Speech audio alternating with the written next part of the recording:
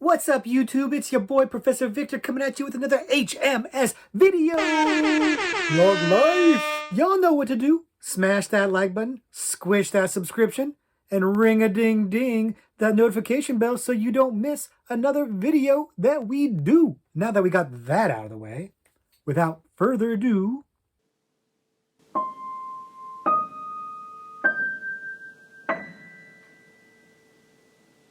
hello, everybody, and welcome back to the Horror Movie Syllabus. My name is Professor Victor, and I'll be your host as we go through all the essential, noteworthy, interesting, and notorious modern horror films. If you're new to the channel, I recommend you check out the introduction video. There's a link to that in the description below, and it'll give you a pretty good idea of what we usually do at the syllabus, which is take a look at a particular subgenre of horror and then pick 3 movies from that subgenre to explore. But today we're doing something a little different. This is our new series where I take a recommendation from you guys that I've never seen before, and then I give you my thoughts on it and tell you if I think it's syllabus worthy. We've done this once before, and it got pretty good reception, so we're going to keep doing it. As many of you know, I give you my recommendations for a particular subgenre, and then I invite you in the comments to make your recommendations, and you guys have been really great about doing that. I've been keeping a list of those recommendations, and I've actually put that list up on the website, horrormoviesyllabus.com. You can see that list. That list will get added to as time goes on, and I'll cross a movie off the list after I've watched it. Now, this is the second movie that I'm doing for the channel, where I decided to actually give you my thoughts on the movie after I watched it. And I wasn't going to do this so quickly, but I usually drop videos on Thursdays, and there are 5 Thursdays in March. So it seemed like a good idea to squeeze another one of these here because we have 5 Thursdays instead of the usual 4. And also because I had seen this movie on Shudder, listed on Shudder, and I wanted to check it out, and somebody had recommended it. So I thought that was somewhat serendipitous. I was like, oh, I can watch this movie that I want to watch and knock another movie off the to-watch list at the same time. 2 birds, 1 stone, so to speak. So that's what kind of drove me. That was the impetus for going ahead and doing another one of these videos so quickly. And it's what led me to choose this particular movie, Superhost, as the movie that we're going to review, if you will, for this week's video. It was a movie that I had been looking forward to. I didn't know that much about it. It just sounded interesting from the blurb on Shudder. But then when it got recommended here, I was like, okay, now it's got to go on the list, and now I'm going to front load wanting to watch it. So that's kind of the mindset of why this movie got picked. What did I think about it? Does it belong on a syllabus? We'll get into that right about now. So as you know, Superhost is the movie that I decided to watch this week. Came out in 2021. It's a fairly recent movie, and to my knowledge, it hasn't made a huge blip or big waves in the horror community. I am not hearing a lot of people talking about it, but a lot of people seem to be familiar with it, which is not a bad sign. It's usually kind of a potential cult classic, and maybe this one has some of that potential, but we'll get into that. If you haven't seen the movie, it's about this couple who have their own YouTube channel vlog where they do reviews of vacation rentals. They go on vacation, they film themselves, they vlog there, and then they post their reviews. And they've gone and signed up for this new house. It's a beautiful house, and the woman letting it out, the owner, is a little off. She's a little bit strange, and you can tell right off the bat something's not going to go right with this. And hijinks abound, as they usually do in movies like this.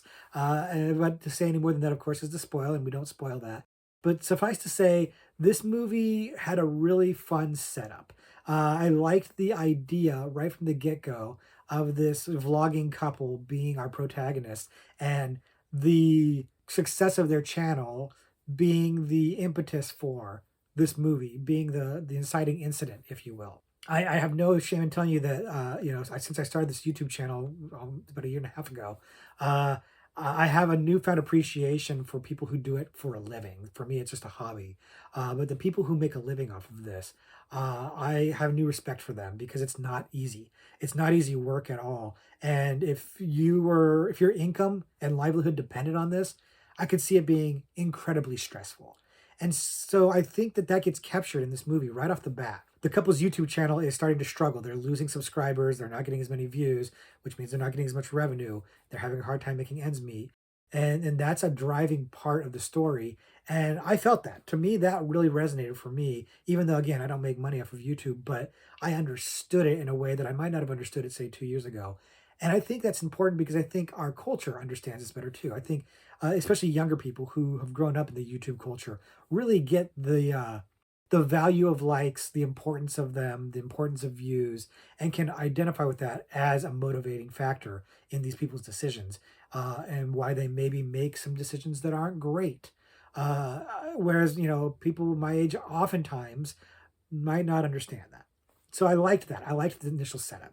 I also liked that the way the setup works is that it shows like the behind the scenes aspects of the vlogging lifestyle. It shows that it's not as glamorous as it looks. These people make a living by showing you these vacation homes that they rent out and go on trips and stuff, and their lives look really exciting and perfect and wonderful. But you're seeing behind the scenes, you're seeing their real life and how stressful it is, and how much they struggle and how they get on each other's nerves and fight and things like that. I really liked that peek behind the curtain. That really endeared me to the movie and to the characters as well.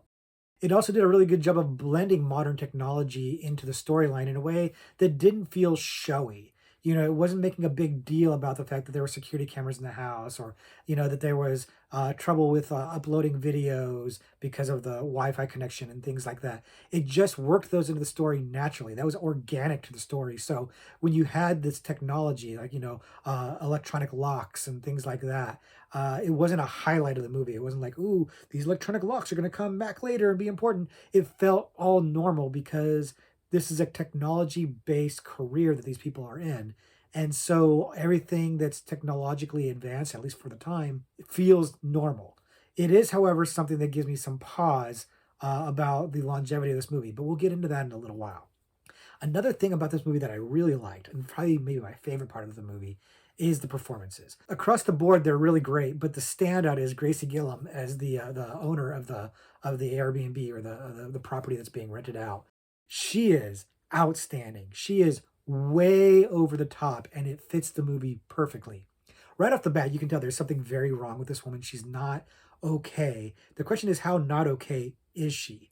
And watching the young couple interact with her and kind of swallow their concerns is really fascinating.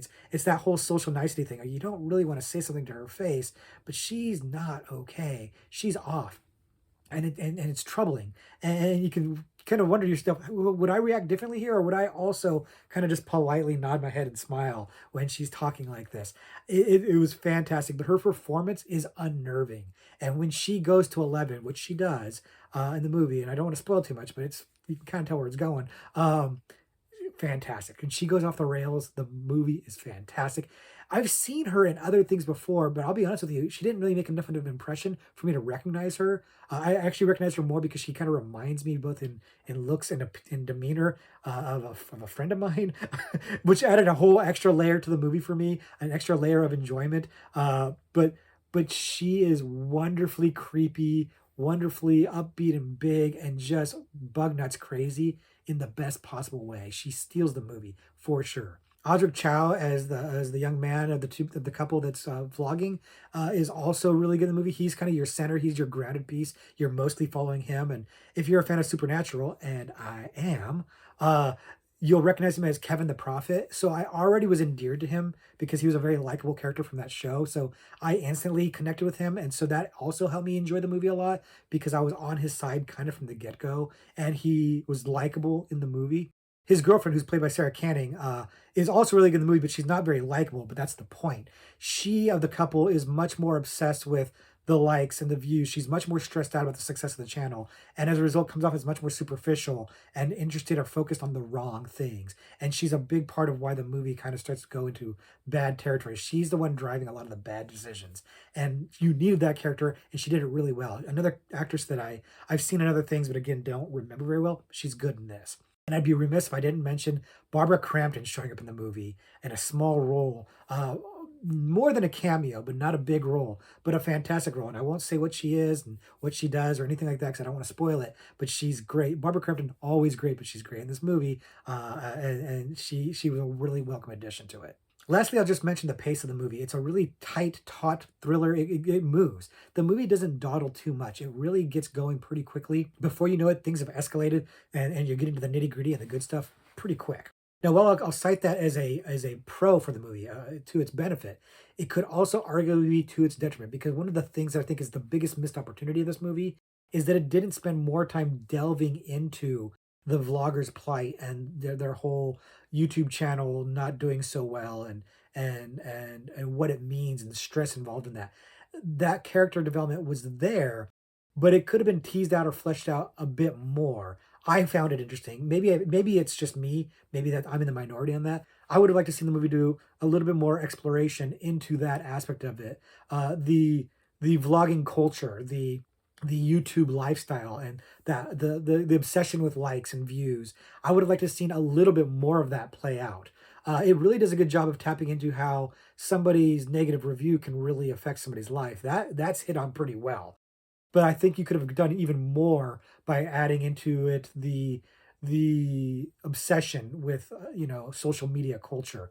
Not that it's the first movie to do anything like that, and it's not like the movie necessarily is bad because it didn't do that. In fact, arguably might have made it feel a little bit more draggy and not as well paced. But I think it's an interesting topic. I think that they were doing a really good job with that. I think if they had done more of it, it just would have been beneficial rather than detrimental to the movie.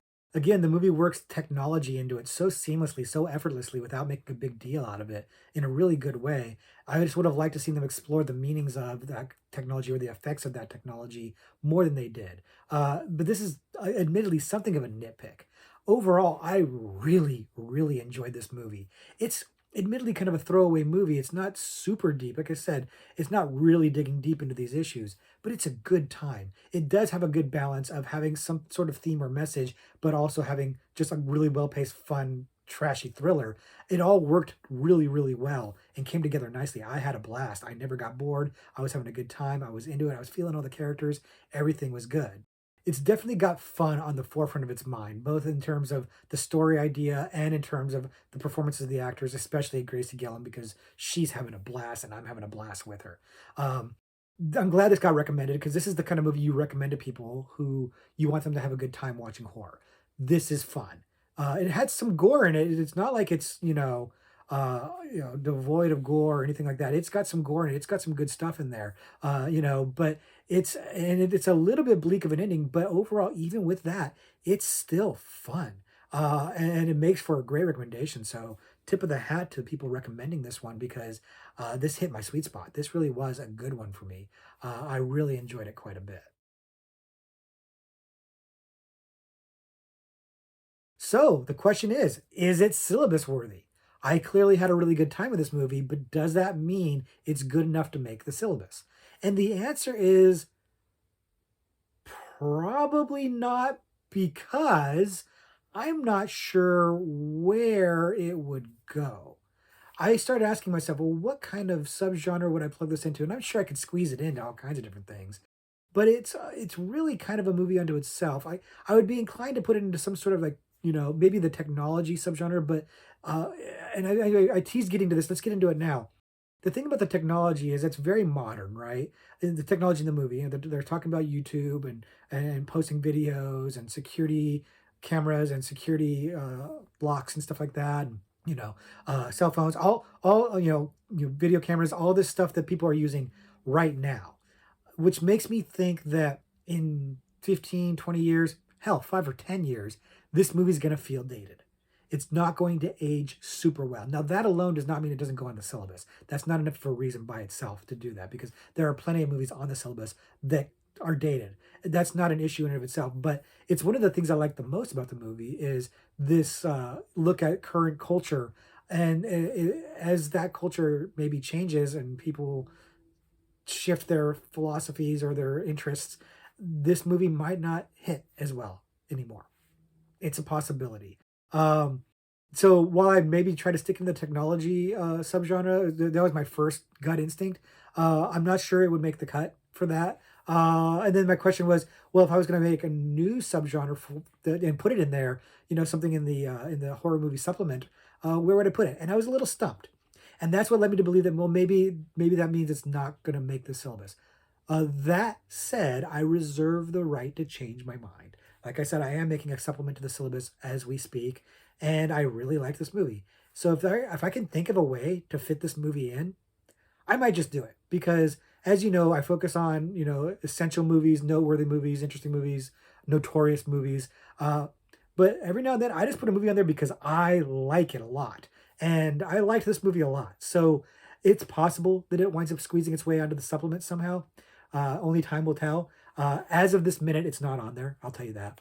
But if I see a subgenre that I think it would fit into, yeah, I might squeeze it at least as an extra credit because I really had a good time with it. So bottom line, is it syllabus worthy? Not really, but I might put it on there anyways. I had a blast with the movie. I'm really glad you guys recommended it to me. I really enjoyed it. I would recommend it to other people, and I'm doing so right now. If you haven't seen Superhost, give it a chance. It's a lot of fun. If YouTube culture type thing is something gets under your skin, A, why are you watching this video? But B, you might not be into this movie. It might not be for everybody, but I really liked it. I think you'll like it too. It's not a perfect movie by any stretch of the imagination, but if you go in looking to have fun, you're going to have fun. So that's my take on Superhost. Next week, we'll get back to our regularly scheduled programming, and I'm not 100% sure when we'll do another one of these recommendation reviews, but probably in about a month, maybe two. We'll see how the calendar looks, but I'm having fun with these. I'm having fun with your recommendations. So far, we're 2 for 2. 2 movies that you guys have recommended that I really enjoyed. So I'm looking forward to seeing what else you guys got. Reckon it's going to be super awkward when there's a movie I don't particularly care for, but I promise you I'll be honest about it. If I don't like a movie, I'll tell you I don't like a movie. Now, before I forget, let's get to this week's horror trivia question. As you guys know, I'll take a horror trivia pursuit card. I'll read it right here on camera, and I'll try to answer it and hopefully not embarrass myself. I'm going to give you guys an opportunity to answer it too. Let's go ahead and get into it. This week's question. What geometric shape is a recurring motif in 2016's The Void? Square, triangle, or circle? I know The Void, and I think I know this. I would have said I'm really confident, but now I'm starting to second guess myself. This is a good movie, by the way. We'll be talking about this movie in the future. But I like it's one of those things like how you'll be like, somebody will ask you how to spell a word or something like that, and you know how to spell that word, but the second they ask you, you just can't come up with it. They'll be like, spell bowl, and be like, that's how it feels. I like, had you not asked this question, I would know this answer easily. But now I'm second guessing myself. And I'm giving you guys some time. Again, your answers are square, triangle, or circle. Those are the 3 choices. So it's multiple choice. And I'll tell you right now, before I even got to the multiple choice, I had my answer in my head. So I'm going to stick with my answer. But I am second guessing myself because I'm suddenly like very unsure. And for those of you who watched last week's video, I went with my gut last week and I was dead wrong. And that was a 50-50 choice. This one is 1 and 3. So my luck has been bad with these multiple choices.